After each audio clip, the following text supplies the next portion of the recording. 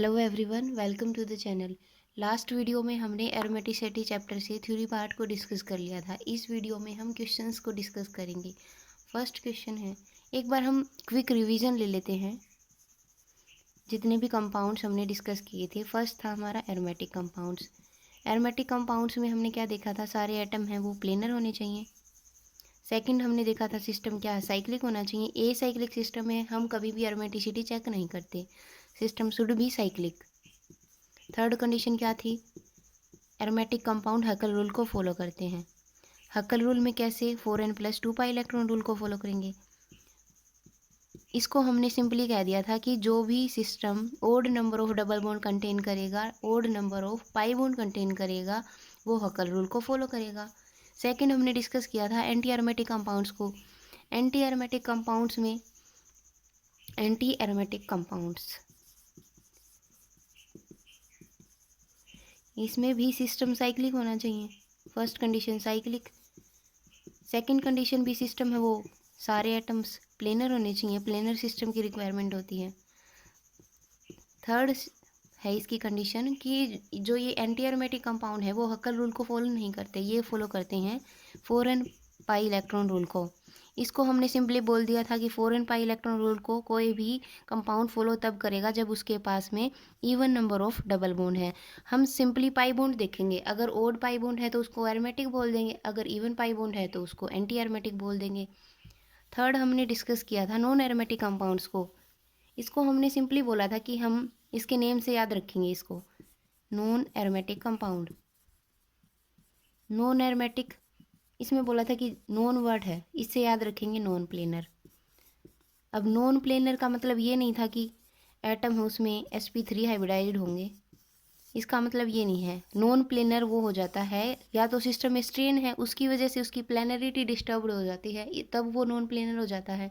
या फिर जो एटम्स हैं उनके बीच में स्टैटिक हिंड्रेंस बहुत ज़्यादा है, कुछ ना कुछ रीजन्स की वजह से सिस्टम है वो अपनी प्लेनरिटी को लूज कर देगा, तब वो नॉन एरोमेटिक होता है।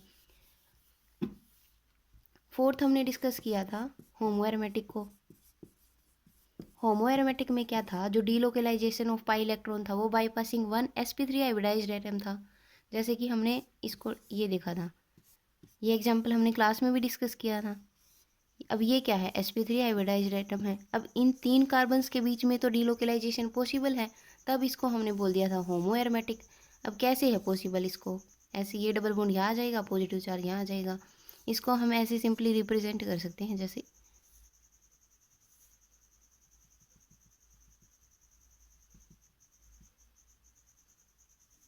ये sp3 हाइब्रिडाइज्ड एटम है, इसको पास करके हमारी डीलोकेलाइजेशन है वो पॉसिबल है, इसीलिए हमने इनको होमो एरोमेटिक कंपाउंड्स बोल दिया था। फिफ्थ हमने डिस्कस किया था क्वेसी एरोमेटिक कंपाउंड्स को। क्वेसी एरोमेटिक कंपाउंड्स में हमने आपको एक प्रॉपर्टी बताई थी डाइपोल मोमेंट की। क्वेसी एरोमेटिक,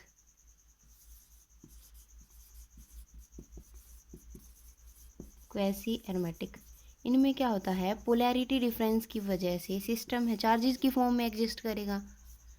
अब चार्जेस की, ऑक्सीजन है कार्बन से ज़्यादा इलेक्ट्रोनेगेटिव है, तो जो ये पाई इलेक्ट्रॉन है वो ऑक्सीजन की तरफ जाएंगे, ये इस फॉर्म में एग्जिस्ट करेगा। ऑक्सीजन के ऊपर नेगेटिव चार्ज, कार्बन के ऊपर पॉजिटिव चार्ज, यहाँ है डबल बॉन्ड। अब यहाँ इस सिस्टम में देखो 1 पाई बॉन्ड है मीन्स ओड है, अगर ओड है तो हमारा जो ये सिस्टम है वो एरोमेटिक बन जाता है,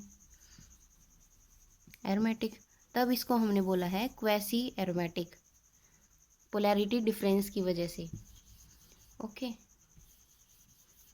फिर हमने डिस्कस किया था क्रैग्स रूल को। क्रैग्स रूल में हमने बोला था कि सिस्टम है वो पॉलीसाइक्लिक होना चाहिए, नॉन बेंजीनोइड सिस्टम होना चाहिए जिसमें बेंजीन रिंग है वो प्रेजेंट ना हो, नॉन बेंजीनोइड सिस्टम, और पॉलीसाइक्लिक होना चाहिए। C2 एक्सिस उसमें नेसेसरी कंडीशन थी, C2 एक्सिस सिस्टम के पास में होनी ही होनी चाहिए। ओके, अब हम क्वेश्चंस को डिस्कस करते हैं। फर्स्ट क्वेश्चन है हमारा,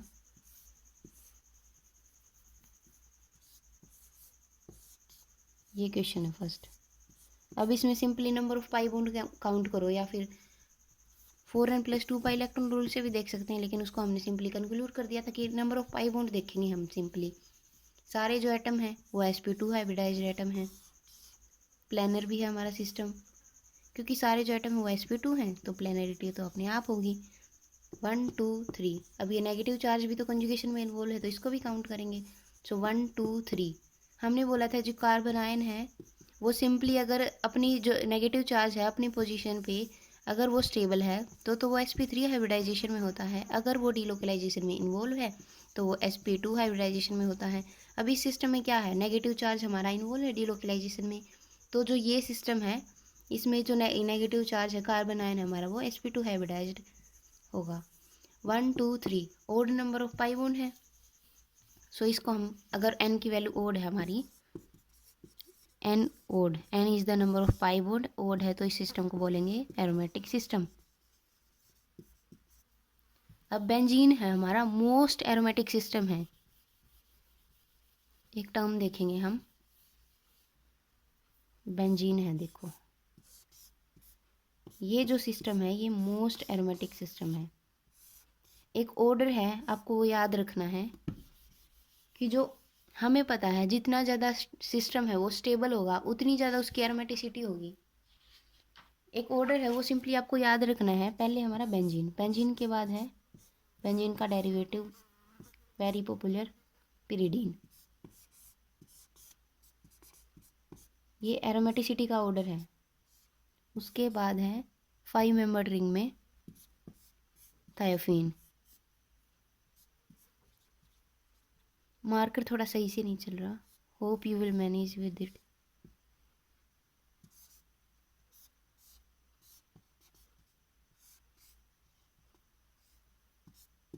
पायरोल हमारा, उसके बाद है furan.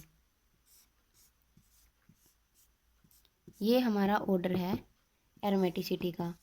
Aromaticity directly proportional to stability, stability directly proportional to resonance energy, stability is directly proportional to resonance energy. ये ऑर्डर हम सिंपली याद रखेंगे। सबसे ज़्यादा एरोमेटिक है बेंजीन, उसके बाद है पिरिडीन, उसके बाद है थायोफीन, उसके बाद पायरोल एंड लास्ट फ्यूरेन।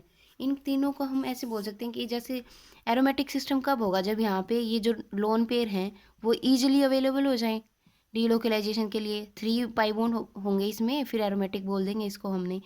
हम अब इसमें क्या करेंगे, सिंपली इलेक्ट्रोनेगेटिविटी देखेंगे। सल्फर की इलेक्ट्रोनेगेटिविटी कम है नाइट्रोजन से, नाइट्रोजन की कम है ऑक्सीजन से।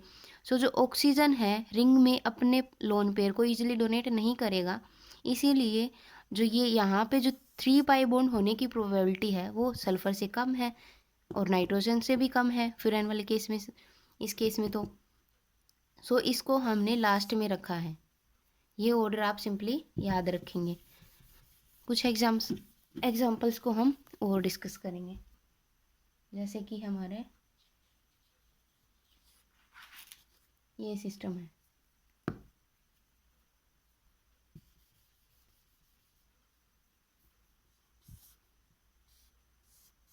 ये वाला सिस्टम हमारा, सारे जो एटम हैं वो sp2 हाइब्रिडाइज्ड हैं। अब इसमें क्या है, 4 पाई बॉन्ड है, 1 2 3 4 पाई बॉन्ड है। अब कई सोचेंगे ये लोन पेयर इन्वॉल्व हो रहा है, लेकिन ये नहीं हो रहा। क्यों? क्योंकि जो ऑक्सीजन है उसके जो लोन पेयर है वो किस में प्रेजेंट है, पी ऑर्बिटल में। पी ऑर्बिटल में हमें पता है px होता है, py होता है और pz होता है, और ये तीनों आपस में परपेंडिकुलर हैं। अगर इसको डीलोकलाइजेशन में पार्टिसिपेट करना है तो सेम प्लेन में होना चाहिए। अब एक लोन पेयर तो px में है, एक py में है, तो दोनों आपस में हो गए परपेंडिकुलर। इन जो पाई बॉन्ड्स के साथ में है सिर्फ एक ही लोन पेयर पार्टिसिपेट कर पाएगा, px वाला करे, py वाला करे, pz वाला करे, एक ही कर पाएगा क्योंकि दूसरा तो परपेंडिकुलर है। और डीलोकलाइजेशन की कंडीशन होती है कि सिस्टम में जो जितना भी अगर डीलोकलाइजेशन होनी है तो वो सेम प्लेन में एटम होने चाहिए। प्लेन अगर अगर ये है इसके परपेंडिकुलर है, यहाँ से यहाँ इलेक्ट्रॉन ट्रांसफ़र नहीं होते। अगर सेम प्लेन में है लेट्स दिस, तो यहाँ से यहाँ इलेक्ट्रॉन ट्रांसफ़र होते हैं। ओके, 1 2 3 4, एन की वैल्यू क्या है 4, मीन्स इवन है। इवन है तो सिस्टम हो गया एंटी एरोमेटिक सिस्टम। ओके, एक हमने क्लास में ही डिस्कस कर लिया था साइक्लोऑक्टाटेट्राईन, उसको हम याद रखेंगे कि वो जो सिस्टम है स्ट्रेन की वजह से ये था हमारा साइक्लोऑक्टाटेट्राईन।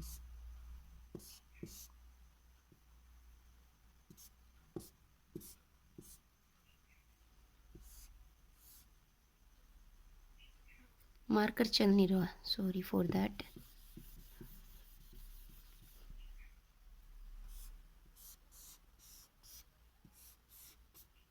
ये देखा था हमने क्लास में साइक्लोऑक्टाटेट्राईन।